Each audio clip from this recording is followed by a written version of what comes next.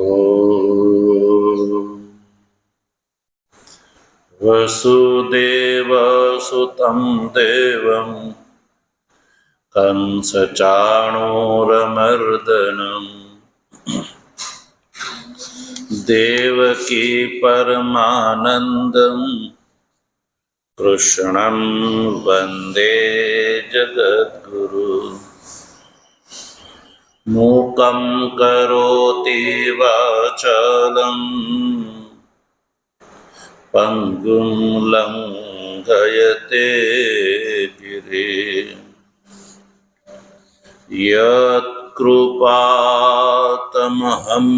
वन्दे परमानन्दमाधवम् शङ्करं शङ्कराचार्यं केशवं बादरायणं सूत्रभाष्य कृतौ वन्दे भगवन्तौ पुनः पुनः। ईश्वरो गुरुरात्मेति मूर्तिभेदविभागिने व्योमवद्व्याप्तदेहाय दक्षिणामूर्तये नमः। ॐ शान्तिः शान्तिः शान्तिः।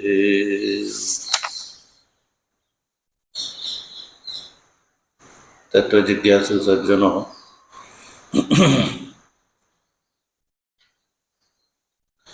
भगवत प्रेरणा थी श्रीमद् भगवद गीताना त्रीजा अध्यायना प्रारंभमां अर्जुनना प्रश्नना संदर्भमां भगवान भाष्यकार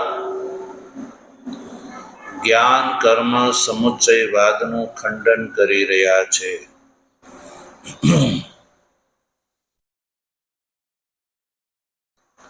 અને ખંડનમાં હેતુ બતાવીને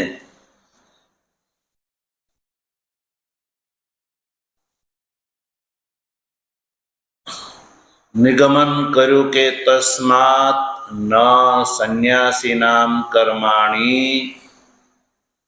અતઃ જ્ઞાન કર્મણોઃ સમુચ્ચય અનુપપત્તિઃ। કે જ્ઞાન અને કર્મના સમુચ્ચયની ઉપપત્તિ સંભવ જ નથી। જ્ઞાન અને કર્મનો સમુચ્ચય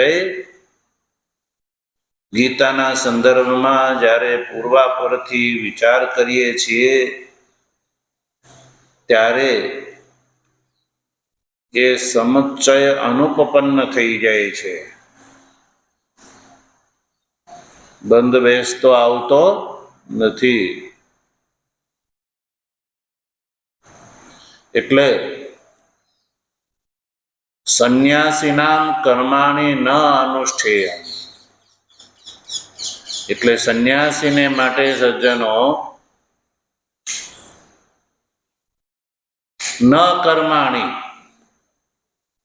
કર્મના અનુષ્ઠાનની સંન્યાસીને કોઈ જરૂર નથી સજ્જનો।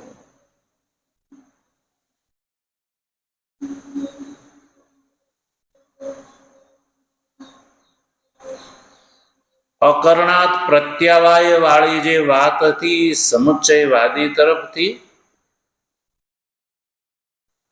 કે કર્મ નહીં કરવાથી પ્રત્યવાય દોષ લાગશે, એ જે શ્રુતિ કહી રહી છે એનો પણ ઉત્તર ભાષ્યકારે બતાવી દીધો।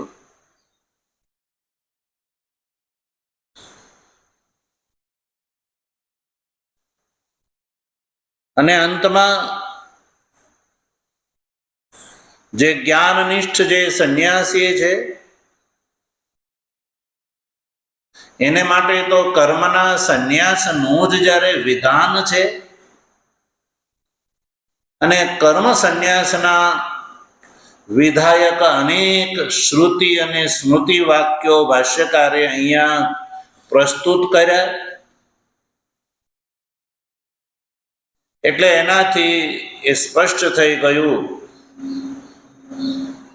કર્મના સંન્યાસના વચનથી જ સંન્યાસીને માટે કર્મ અસંભવ છે. ત્યારે અંતમાં નિગમન થયું કે જ્ઞાન કર્મણ સમુચ્ચય અનુપપત્તિ, જ્ઞાન અને કર્મના સમુચ્ચયની ઉપપત્તિ જ સંભવ. જ્ઞાન અને કર્મનું અનુષ્ઠાન એક વ્યક્તિ દ્વારા એક સમયે સંભવ નથી, થઈ શકે નહીં. અહીંયા સુધી આપણે ગઈકાલે વાત કરી ચૂક્યા હતા. હવે સમુચ્ચયની અનુપપત્તિમાં અર્જુનના પ્રશ્નનો જે વિચાર પ્રસ્તુત કરે છે ભાષ્યકાર, જો ભગવાન શ્રી કૃષ્ણને જે રીતે વૃત્તિકાર કહે છે એ રીતે ભગવાન શ્રી કૃષ્ણને સમુચ્ચય અભિપ્રેત હોત તો બીજા અધ્યાયમાં ભગવાને અર્જુનને જ્ઞાન અને કર્મના સમુચ્ચયનો ઉપદેશ આપ્યો છે. એ જ વાત કહેવાત ને. વૃત્તિકાર જે રીતે કહે છે કે મોક્ષ જ્ઞાન અને કર્મના સમુચ્ચયથી થાય છે, અને એવો ભગવાનના વચનનો અર્થ વૃત્તિકાર યદિ કહે છે અને વૃત્તિકારના કયા પ્રમાણે ભગવાન શ્રી કૃષ્ણે ગીતાના આ બીજા અધ્યાયમાં જ્ઞાન અને કર્મના સમુચ્ચયથી મોક્ષ થાય છે એ જ વાત ભગવાન શ્રી કૃષ્ણને જો અભિપ્રેત હોત તો ભગવાને સજ્જનો અર્જુનને એ જ કહ્યું હોત ને. અને એ જ કહ્યું હોત તો પછી અર્જુનના મનમાં જે પ્રકારથી અહીંયા આ તૃતીય અધ્યાયના પ્રારંભમાં અર્જુનનો પ્રશ્ન છે એ પ્રશ્ન અર્જુનના મનમાં ઊભો જ ન થાય. એ પ્રશ્ન અર્જુનના મનમાં ઊભો જ ન થાય. કેમ? કારણ કે ભગવાને તો જ્ઞાન અને કર્મના સમુચ્ચયથી મોક્ષ બતાવ્યો છે, તો જ્ઞાને પ્રાપ્ત કરવાનું છે ને કર્મ પણ કરવાના છે. તો અર્જુન એવું થોડું બોલે કે ભગવાન તમે તો જ્ઞાન કરતા કર્મ કરતા જ્ઞાનને શ્રેષ્ઠ માનો છો, એવું અર્જુન કહે જ નહીં.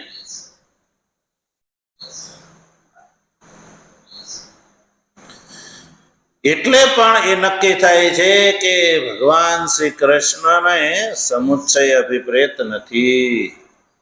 એટલે સમુચ્ચયની અનુપપત્તિમાં હેત્વંતર બતાવે છે, નવો હેતુ બતાવે. જો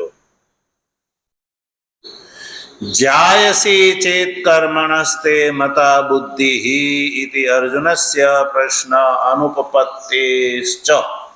બરોબર. જાયસી ચેત કર્મણસ્તે મતા બુદ્ધિ ઇતિ, આવો જે અર્જુનનો જે પ્રશ્ન છે એ પ્રશ્ન અનુપપત્તિશ્ચ સમુચ્ચય અનુપપત્તિ.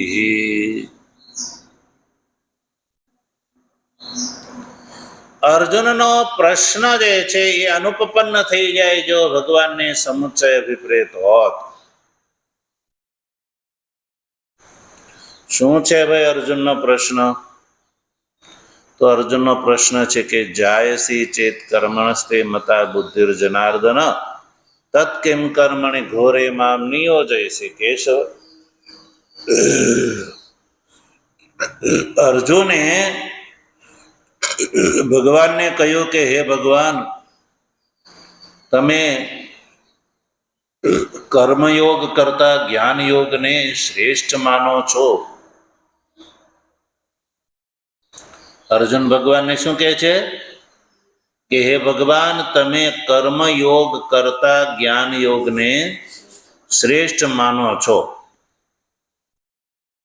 તો આવું અર્જુને સાંભળ્યું હોય તો જ બોલે.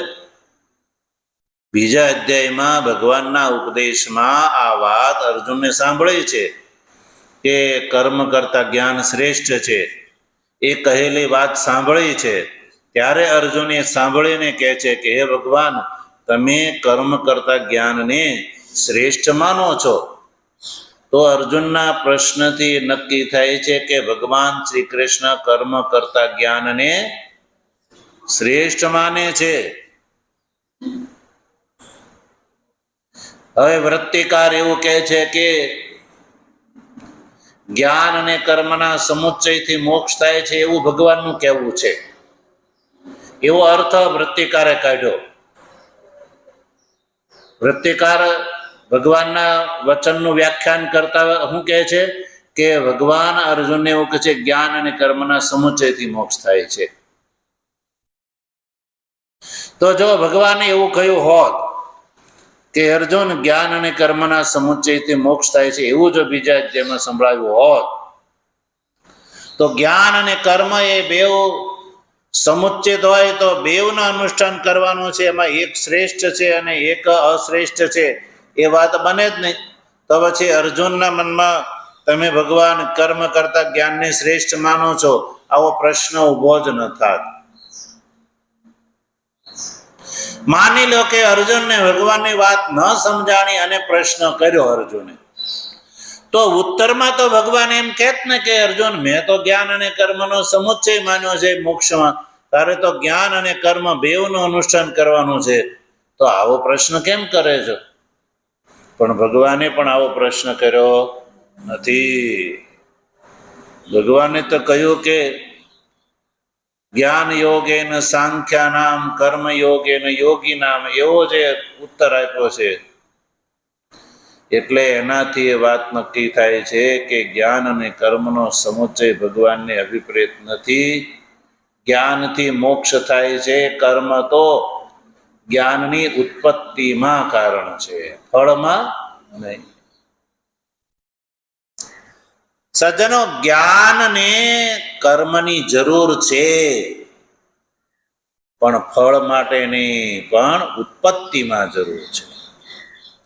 જ્ઞાનને ઉત્પન્ન થવું હોય ને તો કર્મની જરૂર છે, પછી ઉત્પન્ન થયા પછી જ્ઞાનનું ફળ છે મોક્ષ છે. એ મોક્ષની ઉત્પત્તિમાં જ્ઞાનને કર્મના સહકારની કોઈ જરૂર નથી સજ્જનો. એટલે મોક્ષ જે છે તો કેવલ જ્ઞાનથી જ થાય છે. ને જ્ઞાનની ઉત્પત્તિમાં કર્મની, એટલે કે જ્યાં સુધી કર્મ દ્વારા ચિત્ત શુદ્ધ ન થાય ત્યાં સુધી જ્ઞાન નથી થતું. એટલે જ્ઞાનને કર્મની જરૂર છે પણ ઉત્પત્તિમાં. જ્ઞાનનું ફળ મોક્ષ માટે, ફળ માટે નહીં, પણ પોતાની ઉત્પત્તિમાં જરૂર છે. એટલે વૃત્તિકારનો મત જે છે એ અનુચિત છે. વૃત્તિકારે જે ગીતાની વ્યાખ્યા કરી છે એ વ્યાખ્યા અનુચિત છે. એટલે એ વ્યાખ્યા પ્રમાણે ગીતાનો અર્થ નિર્ધારણ કરવો જોઈએ નહીં. ભગવાનના વચનને સમજ્યા વગર એણે ગીતાનું વ્યાખ્યાન કર્યું છે. એટલે ભગવાન ભાષ્યકાર દ્વારા કૃત ભાષ્યના માધ્યમથી જ ગીતાના અર્થને સમજવો જોઈએ. જ્ઞાન કર્મ સમુચ્ચયવાદી વૃત્તિકાર દ્વારા કરેલા અર્થ પ્રમાણે નહીં. એ વાત સિદ્ધ થઈ જાય છે. પ્રશ્નની અનુપપત્તિ જો જાય છે ચેત કર્મણસ્તે મતા બુદ્ધિ, એવો અર્જુનનો પ્રશ્ન છે. એટલે કે કર્મ કરતા બુદ્ધિ શ્રેષ્ઠ છે, આવો અર્જુનનો પ્રશ્ન જે છે એ પ્રશ્ન ઉભો જ ન થાય અર્જુનના મનમાં જો જ્ઞાન અને કર્મના સમુચ્ચયથી મોક્ષ થાય છે એવો ભગવાનને મત અભિપ્રેત હોત તો. બીજી વાત જો પ્રશ્નની અનુપપત્તિનો પ્રબંધ કરે કે યદિ હિ ભગવતા દ્વિતીય અધ્યાયે જ્ઞાનમ કર્મ ચ સમુચ્ચિત્ય ત્વયા અનુષ્ઠેયમિતિ ઉક્તમ સ્યાત तत अर्जुनस्य प्रश्न अनुपपन्नः जायसे चेत कर्मणस्ते मता बुद्धि इति। કે જો ભગવાને ભગવાન બીજા અધ્યાયનો ઉપદેશ દઈ ચૂક્યા. આપણે અત્યારે કયા અધ્યાયમાં છીએ? ત્રીજા.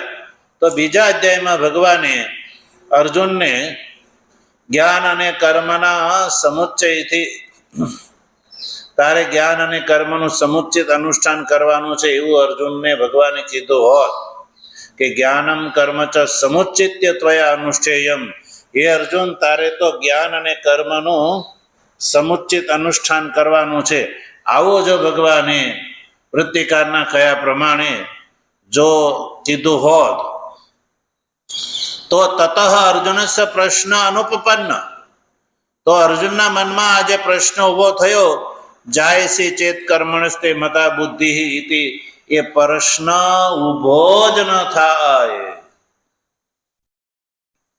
કારણ કે ભગવાને તો બેઉને બરાબર માને છે. પછી ચાલો બીજી વાત એ છે કે અર્જુનાય ચેત બુદ્ધિ કર્મણિ ત્વયા અનુષ્ઠેય ઇતિ ઉક્તે યા કર્મણઃ જાયસે બુદ્ધિ સા અપી ઉક્તા એવ ઇતિ તત્કિમ કર્મણિ ઘોરે મામ નિયોજયસી કેશવેતિ ઉપાલંબ પ્રશ્ન વા ન કથંચન ઉપપદ્યતે. અર્જુનાય, અર્જુનને માટે, યદિ માનો કે અર્જુનને માટે બુદ્ધિ કર્મણી ત્વયા અનુષ્ઠેય ઉક્તે, માનો કે ભગવાન શ્રી કૃષ્ણ કેવલ અર્જુનને માટે, એ અર્જુન તારે તો બુદ્ધિ અને કર્મનું બંનેનું અનુષ્ઠાન તારે કરવાનું છે એવું કીધું હોત ભગવાને અર્જુનને માટે, તો યા કર્મણી જાયસી બુદ્ધિ સાપી ઉક્તા એવેતી, તો અર્જુનનો પ્રશ્ન ઉભો થાય. ભગવાન પૂર્વ પક્ષીનું એક વચન ભગવાન ભાષ્યકાર મનમાં રાખીને એવું કહે છે કે અર્જુનનો જે પ્રશ્ન છે એ પ્રશ્ન ઉપપન્ન થઈ જાય છે. કેવી રીતે? તો કહે છે કે બુદ્ધિ કર્મણે ત્વયા અનુષ્ઠેય ઇતિ ઉક્તે, ભગવાને માનો એકલા અર્જુનને માટે બુદ્ધિ અને કર્મ એટલે જ્ઞાનયોગ અને કર્મયોગ એ બંને ત્વયા અનુષ્ઠેય, તારે બેવ અનુષ્ઠાન કરવાના છે. એ અર્જુન તારે તો જ્ઞાનયોગ અને કર્મયોગનું બંનેનું અનુષ્ઠાન કરવાનું છે એવું ભગવાને અર્જુનને કીધું હોત એકલા અર્જુન માટે, તો યા કર્મણ જાયસી બુદ્ધિ સા આપી ઉક્તા એ વૈદે, તો પછી કર્મ કરતા બુદ્ધિ શ્રેષ્ઠ છે એ અર્જુનની વાત જે છે એ બની શકે. બુદ્ધિ કર્મણી ત્વયા અનુષ્ઠેય તે ઉક્તે ચેત અર્જુનાય, તો યા કર્મણ જાયસી બુદ્ધિ, અર્જુનના મનમાં જે એવો ઉભો થયો પ્રશ્ન કે કર્મ કરતા તમે બુદ્ધિને શ્રેષ્ઠ માને છે, સાપી ઉગતા એ બધું, તો ભગવાન એ કહે જ હોત તો તત્કિમ કર્મણી ઘોરે મામ નિયોજયસી કેશવેતિ ઉપાલંબ પ્રશ્ન વા ન કથંચન ઉપપદ્યતે. તો પછી તત્કિમ કર્મણી ઘોરે મામ નિયોજયસી કેશવ, એ જે અર્જુનનો પ્રશ્ન છે એ ઉપાલંબ પ્રશ્ન વા ન કથંચન ઉપપદ્યતે, તો એ પ્રશ્ન તો પણ ઊભો ન થાય. કારણ કે અર્જુનને એકલા માટે જે બુદ્ધિ કર્મનું અનુષ્ઠાન કર્યું હોત તો અર્જુન એમ સમજી જાય કે સારું, મારે એકલાને જ્ઞાન યોગ અને કર્મયોગ બેનું અનુષ્ઠાન કરવાનું છે, અર્જુન એકલા માટે કહ્યું હોત તો પણ અર્જુન આવો પ્રશ્ન થોડો કરે. એકલા અર્જુન માટે સમુચય બતાવ્યો હોત, બીજાને માટે નહીં, તો પણ અર્જુન એવો પ્રશ્ન ન કે ભાઈ જ્ઞાન કરતા તમે કર્મ કરતા જ્ઞાનને કેમ શ્રેષ્ઠ માનો છો.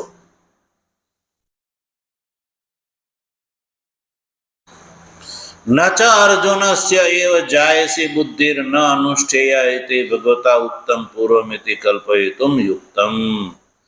બીજી વાત એ છે કે અર્જુનને માટે જો જાયસી બુદ્ધિ ન અનુષ્ઠેયા ઇતિ ભગવતા ઉક્તમ પૂર્વમ ઇતિ કલ્પયુતમ ન યુક્તમ. અને આ જે કલ્પના કરવી એ પણ ગલત જ છે, ખોટું છે. તે અર્જુનને માટે બુદ્ધિ જાયસી ન અનુષ્ઠેયા, અર્જુનને માટે જાયસી બુદ્ધિ ન અનુષ્ઠેયા ઇતિ ભગવતા પૂર્વમ ઉક્તમ. ભગવાને જો અર્જુનને માટે કહ્યું હોત તો એ કલ્પના કરવી પણ યુક્ત નથી.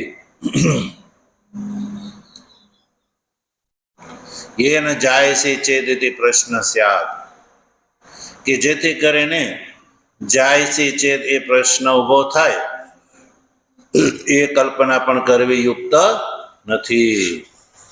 કેમ? કારણ કે યદિ પુનઃ એકસ્ય પુરુષસ્ય જ્ઞાન કર્મણો વિરોધાત યુગપદ અનુષ્ઠાનમ ન સંભવતી ઇતિ ભિન્ન પુરુષ અનુષ્ઠેયમ ભગવતા પૂર્વમ ઉક્તમ સ્યાત. તો સજ્જનો, માની લો કે યદિ પુનઃ એકસ્ય પુરુષસ્ય જ્ઞાન કર્મણ વિરોધાત યુગપદ અનુષ્ઠાનમ ન સંભવતી ઇતિ, એક જ જે પુરુષ છે, એકસ્ય પુરુષસ્ય, એક પુરુષને માટે યુગપદ જ્ઞાન અને કર્મનો અનુષ્ઠાન એક સાથે ન સંભવે. કારણ કે જ્ઞાન અને કર્મ જે છે પરસ્પર એકબીજાથી વિરોધી છે. તો એક પુરુષ જે છે બંનેનો એક સાથે અનુષ્ઠાન કરી શકે નહીં. કારણ કે જ્ઞાન અને કર્મની અંદર પરસ્પર વિરોધ છે. એટલે વિરોધના કારણે એક પુરુષ જ્ઞાન અને કર્મનું અનુષ્ઠાન જે છે એક સાથે ન સંભવી શકે. તો ભિન્ન પુરુષ અનુષ્ઠેયત્વમ ભગવતા પૂર્વમ ઉક્તમ સ્યાત. તો ભિન્ન પુરુષ અનુષ્ઠેય છે, બંને અલગ અલગ પુરુષ દ્વારા અનુષ્ઠેય છે એવું ભગવાને પૂર્વમાં કીધું હોત તો અર્જુનનો પ્રશ્ન ઉભો થાત, આવો જાયસી ચેત કર્મણ સ્થિતિ. તતઃ અયમ પ્રશ્ન ઉપપન્ન જાયસી ચેત ઇત્યાદિ. પણ ભગવાને એવું કીધું નથી.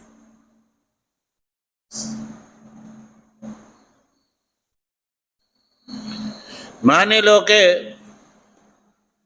અવિવેકથી પ્રશ્નની કલ્પના અર્જુનના મનમાં થઈ, અર્જુન ભગવાનની વાત ન સમજો હોત અને અર્જુનના મનમાં આવો પ્રશ્ન ઉભો થયો, તો એ કહે છે કે અવિવેકતઃ પ્રશ્ન કલ્પનાયામ અપી ભિન્ન પુરુષ અનુષ્ઠેયત્વેન જ્ઞાન કર્મ નિશ્ચયો ભગવત પ્રતિવચનમ ન ઉપપદ્યતે. કે માનો અર્જુનના મનમાં અવિવેકને કારણે પ્રશ્ન ઉભો થયો એમ કહીએ, પ્રશ્ન કલ્પનાયામ અપી, તો પણ જ્યારે જ્ઞાન અને કર્મ એ બંને ભિન્ન પુરુષ દ્વારા અનુષ્ઠેય છે, એક પુરુષ દ્વારા જ્ઞાન અને કર્મ સાથે અનુષ્ઠાન સંભવ નથી, તો ભિન્ન પુરુષ અનુષ્ઠેયત્વેન જ્ઞાન કર્મ નિશ્ચયો ભગવત જ્ઞાન કર્મ નિષ્ઠયો ભિન્ન પુરુષ અનુષ્ઠેયત્વેન, જ્ઞાન અને કર્મ નિષ્ઠા, જ્ઞાન નિષ્ઠા અને કર્મ નિષ્ઠા બેવ ભિન્ન પુરુષ દ્વારા અનુષ્ઠેય છે, તો ભગવત પ્રતિવચનમ ન ઉપપદ્યતે. તો ભગવાને જે જ્ઞાન અને કર્મ બેવ ભિન્ન પુરુષ અનુષ્ઠેય છે એવો જે ઉત્તર આપ્યો ને એ ઉત્તર ન બને. તો ભગવાને તો ઉત્તરમાં જ્ઞાન નિષ્ઠા અને કર્મ નિષ્ઠા બે ભિન્ન પુરુષ દ્વારા અનુષ્ઠેય છે, એક પુરુષ દ્વારા અનુષ્ઠેય નથી એવું કહ્યું છે. જ્ઞાન યોગેન સાંખ્યાનામ કર્મ યોગેન યોગિનામ ઇતિ વચન દ્વારા.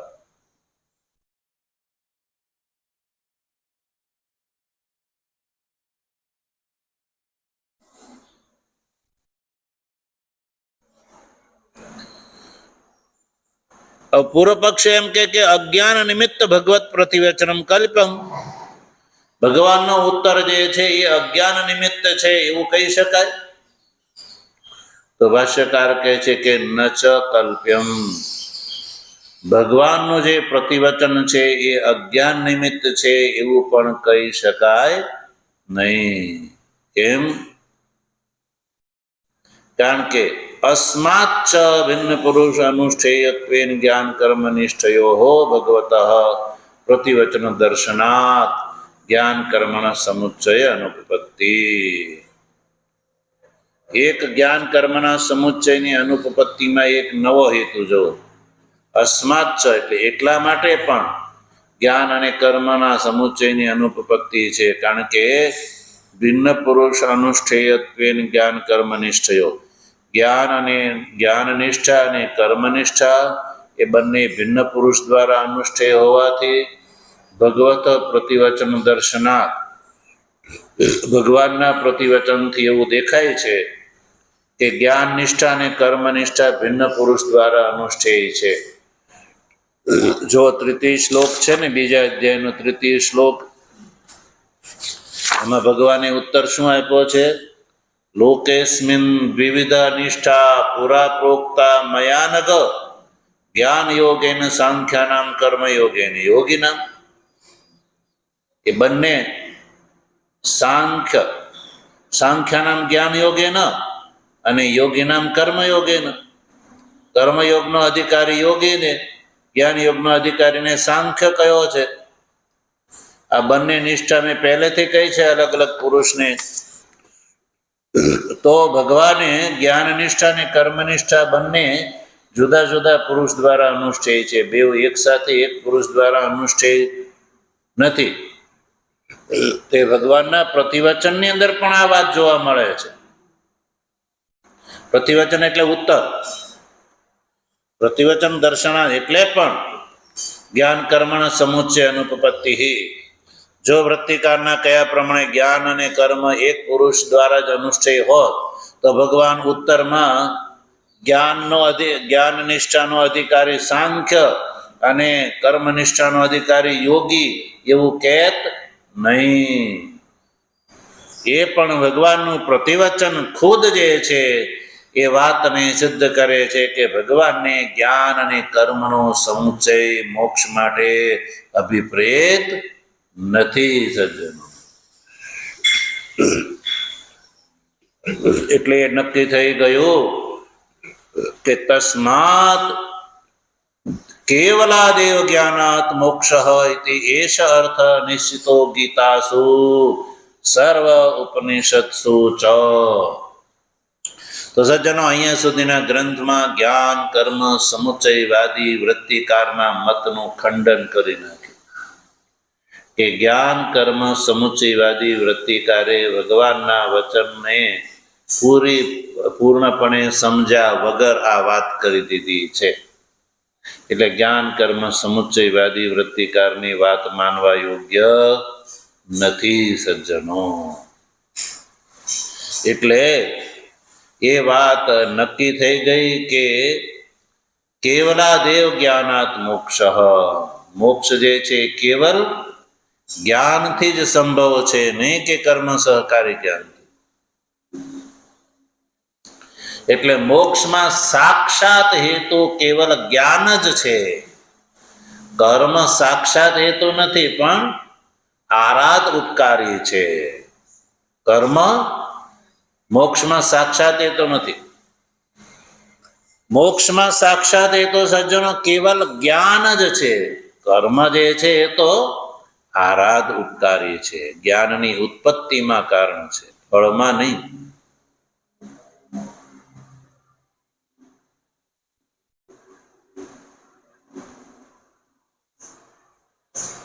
એટલે ભાષ્યકાર પ્રસંગથી આ વાતને સ્પષ્ટ કરી દીધી કે આ વાત કેવલ ગીતાના વિષયમાં જ નથી. કેવલ જ્ઞાનથી મોક્ષ થાય છે એ જે ગીતાનો નિશ્ચિત અર્થ છે એ કેવલ ગીતાના વિષયમાં જ નહીં, સર્વોપનિષત્સુ ચ એષ અર્થ નિશ્ચિત. अर्थात कि न केवलम गीता सो एष अर्थ निश्चित अपितु सर्वोपनिषत्सु च एष अर्थ निश्चित. કે ચાહે ગીતા હોય કે ઉપનિષદ હોય, બધા શાસ્ત્રનો એક જ નિશ્ચિત અર્થ છે કે મોક્ષ જે છે કેવલ જ્ઞાનથી જ સંભવ છે. સજ્જનો, કર્મ જે છે એ તો આરાધુપકારી છે. ચિત્તની શુદ્ધિ માટે જ કર્મનું અનુષ્ઠાન છે. ચિત્ત શુદ્ધ થઈ ગયા પછી કર્મનો સંન્યાસ ગ્રહણ કરવાનો છે. આ શાસ્ત્રનો અર્થ છે ભગવાન ભાષ્યકારે અહીંયા સુધી સ્પષ્ટ કરી દીધો.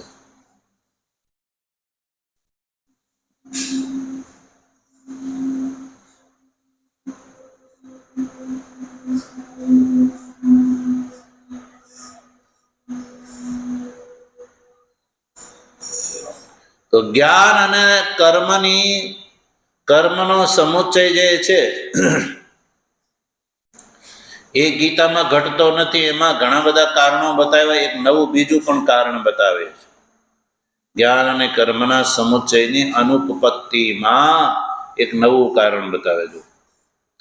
જ્ઞાન કર્મણો એકમ વદ નિશ્ચિત્ય ઇતિ ચ એક વિષયા એવ પ્રાર્થના અનુપપન્ના ઉભયો સમુચ્ચય સંભવે કુરુ કર્મેવ તસ્માત્ ત્વમ ઇતિ ચ જ્ઞાનનિષ્ઠા અસંભવમ અર્જુનસ્ય અવધારણેન દર્શયિષ્યતિ.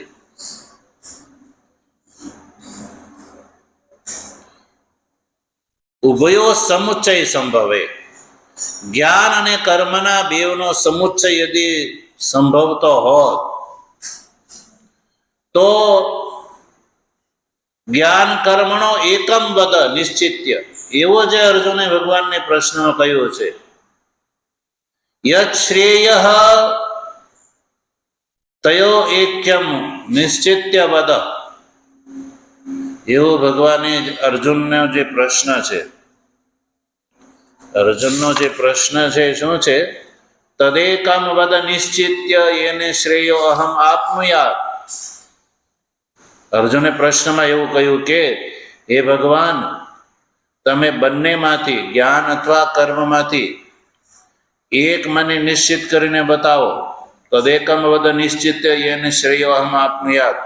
જે થકી હું શ્રેય પ્રાપ્ત કરું એ તમે જ ખુદ નક્કી કરીને કરો કે મારે જ્ઞાન પ્રાપ્ત કરવાનું, જ્ઞાનનો અધિકારી છો કે કર્મનો અધિકારી છો, એ નિશ્ચિત કરીને તમે મને બતાવો. જો ભગવાને જ્ઞાન અને કર્મ બે સમુચ્ચિત મોક્ષનું સાધન છે એવું ભગવાનને ઈષ્ટ હોત તો અર્જુન ભગવાનને બેમાંથી એક કહો એવું બોલે નહીં. કારણ કે ભગવાનને તો બેઉ સમુચ્ચિત સાધન બતાવ્યું છે. તો અર્જુન એવું થોડો કે ના ભગવાન તમે બેમાંથી એક બતાવો, એવું થોડું કે. તમને ડોક્ટરે એમ કીધું કે આ બે ગોળી સાથે લેવાની છે, આ બે ગોળી સાથે લેવાની એવું કહ્યું, એ તમારા માટે રોગની નિવૃત્તિમાં કારણ છે. તો પછી તમે એવું થોડું કહો નહીં મને બેમાંથી એક કહો, એક ખાવા માટે કહો, બંને સાથે એવું કહો. કારણ કે તમે સાંભળો કે ભાઈ બેવ ખાવાની છે, તો પછી સાંભળ્યા પછી એવું કહ્યું કે નહીં આ બેમાંથી એક ખાઓ, મારે બેવ સાથે નથી ખાવી, તો એ તમારું પૂછવું કેવું બનતું નથી. એવી જ રીતે યદી સમુચ્ચય જો ભગવાનને અભિપ્રેત હોત, ઉભયો સમુચ્ચય સંભવે, જ્ઞાન અને કર્મનો સમુચ્ચય સંભવ હોત, તો અર્જુનની એક વિષયની જે પ્રાર્થના છે તદેકમ વદ નિશ્ચિત્ય, એ અર્જુને ભગવાનને પ્રાર્થના કરી એ અનુપપન્ના, એ અર્જુનના મનમાં ઊભી જ ન થાય. કારણ કે જ્ઞાન અને કર્મ સમુચ્ચિત મોક્ષનું સાધન બતાવ્યું, બેવનું અનુષ્ઠાન કરવાનું છે એવું કીધું, તો બેમાંથી એક બતાવો એ વાત અર્જુનના મનમાં ઊભી જ ન થાય. જેમ તમને કોઈ ડોક્ટર એમ કે આ બે ગોળી સાથે લેવાની છે, તો પછી તમે થોડો એવો કહો કે નહીં બેમાંથી એક કહો, એવો પ્રશ્ન ઊભો કરો? તમે ન કરો. એટલે એ નક્કી થાય છે. અને અર્જુનના મનમાં પ્રશ્ન ઊભો થયો છે તદેકમ નિશ્ચિત્ય, એનાથી નક્કી થાય છે કે ભગવાને બેવનું સાથે અનુષ્ઠાન કર્યું નથી. એટલે જ્ઞાન કર્મનો એકમ વદ નિશ્ચિત એક વિષય અર્જુનની જે પ્રાર્થના છે એ પ્રાર્થના જ જો ન બને ભગવાનની સમુચય વિપરીત હોત તો કુરુ કર્મેવ તસ્માત્ ત્વમિતિ ચ, ગુરુ કર્મેવ તસ્માત ત્વમ, એ ભગવાને કર્મ કરવાની આજ્ઞા આપી એ તો જ્ઞાન નિષ્ઠા અસંભવમ અર્જુનસ્ય અવધારણેન દર્શયિષ્યતિ. એ તો ભગવાને એટલે કીધું કે અર્જુન તું કર્મ કર, એ એટલા માટે કહ્યું કે અર્જુન હજી જ્ઞાન નિષ્ઠાનો અધિકારી નથી. એમ માનીને અર્જુનના અધિકારનું અવધારણ કરીને ભગવાને ગુરુ કર્મેવ તસ્માત ત્વમ એવું કહ્યું છે.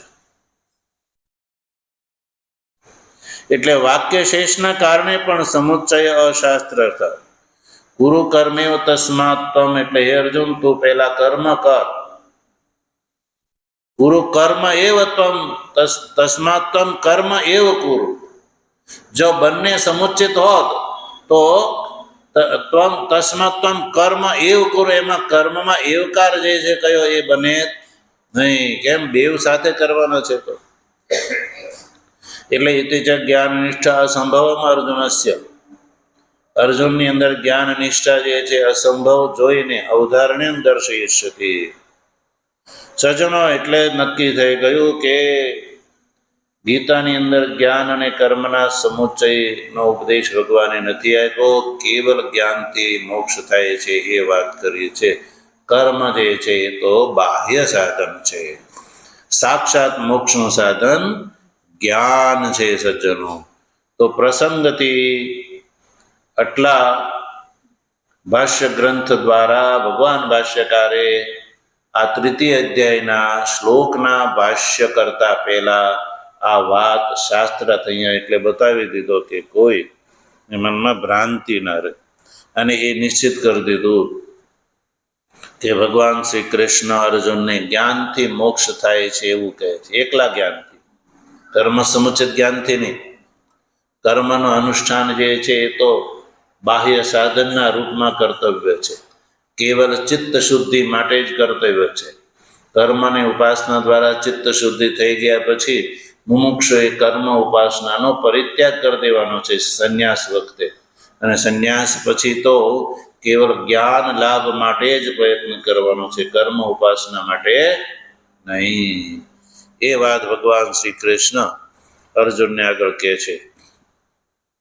ઓમ વસુદેવ સુતં દેવં કંસચાણૂરમર્દનં દેવકી પરમાનંદં કૃષ્ણં વંદે જગદ્ગુરું મૂકં કરોતિ વાચાલં પંગું લંઘયતે ગિરિં યત્કૃપાતમહં વંદે પરમાનંદમાધવં શંકરં શંકરાચાર્યં કેશવં બાદરાયણં સૂત્રભાષ્યકૃતૌ વંદે ભગવन्तौ પુનઃ પુનઃ ઈશ્વરો ગુરુરાત્મેતિ મૂર્તિભેદ વિભાગિને વ્યોમવદ્વ્યાપ્તદેહાય દક્ષિણામૂર્તયે નમઃ. ઓમ શાંતિ શાંતિ શાંતિ. સદગુરુ